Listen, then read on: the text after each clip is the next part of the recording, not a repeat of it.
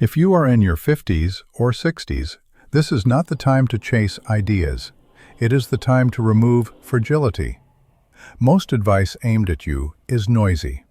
It tells you to catch up, to take risk, to make bold moves because time is running out. That framing is wrong. Time is not running out. Optionality is. Earlier in life, you could afford mistakes. You had decades to recover. Bad timing healed itself. Bad decisions faded under compounding income. In your 50s and 60s, the rules change. Not dramatically, quietly. What matters first now is not return. It is survival, stability, and the ability to stay in the game without being forced to act. So if there is one thing you should do first, before strategies, before products, before reallocations, it is this. Build a position where nothing can force your hand. That sounds abstract, so let's make it concrete. Being forced to act is the real enemy. Forced to sell when markets fall. Forced to work longer than planned. Forced to draw down assets at the worst possible moment. Forced to accept bad terms because you need liquidity. Your first job now is to eliminate those pressures. This does not start with markets. It starts with structure. You begin by knowing precisely what your life actually costs. Not what you think it costs. Not the spreadsheet you once made. What it costs now, today, with the life you actually live. Monthly, yearly, including the boring things, including healthcare, including maintenance, including the expenses that show up irregularly but predictably. Most people in their 50s are not underfunded. They are underaware. Once you know that number, you do not optimize it. You secure it. Secure means this.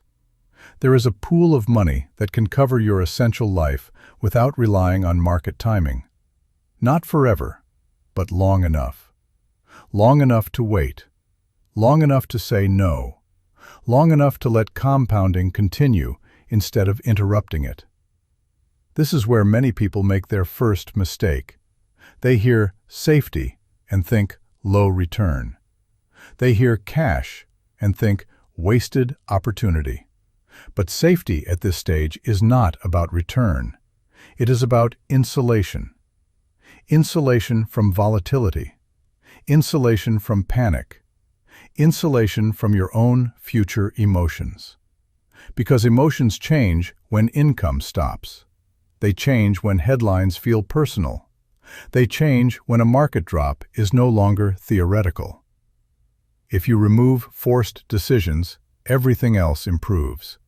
Your investment behavior improves. Your sleep improves. Your patience improves. Only after that foundation exists should you even look at growth. Growth capital without stability underneath is not growth. It is leverage disguised as optimism. The second thing you do, once stability is secured, is simplify. Not diversify. Simplify.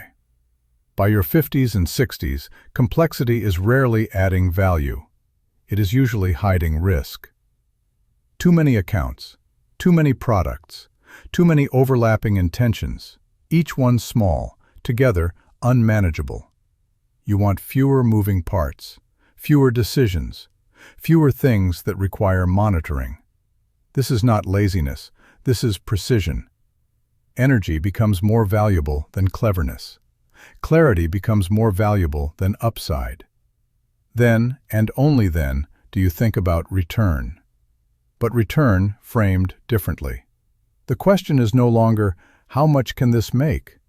It becomes, how reliably does this support the life I want without threatening it? Reliability beats brilliance at this stage, every time. This is why chasing what worked in your 30s often fails now. Not because it stopped working, but because your margin for error changed. You do not need heroics. you need endurance. Here is the quiet truth most people miss. The biggest risk in your 50s and 60s is not market loss. It is sequence risk. The order of events matters more than the average return. A bad early period, combined with withdrawals, can permanently damage outcomes, even if markets recover later. That is not fear. That is arithmetic. So you design your finances to avoid early damage. You plan for bad years first, not good ones. You assume volatility will arrive at the worst time, because eventually it will. This mindset changes everything. You stop asking, what if things go well, and start asking, what if they don't? If the answer is, I'm still fine, you are positioned correctly. Only from that position does compounding still work for you, because compounding requires time, and time requires staying power. Many people think compounding ends when you retire. It does not. It only ends when you are forced to interrupt it. Your job now is to prevent interruption. That means liquidity before leverage, resilience before reach, simplicity before optimization. If you do this first, the rest becomes almost boring, and boring is good. Boring survives storms. Boring compounds quietly. Boring lets you live without watching the screen. If you are in your 50s or 60s, do this first. Remove fragility. Eliminate forced decisions. Build insulation. Then, let time do what it has always done. Work for those who stay in the game. That is how you protect what you built. And that is how you make the next decades quieter, steadier, and yours.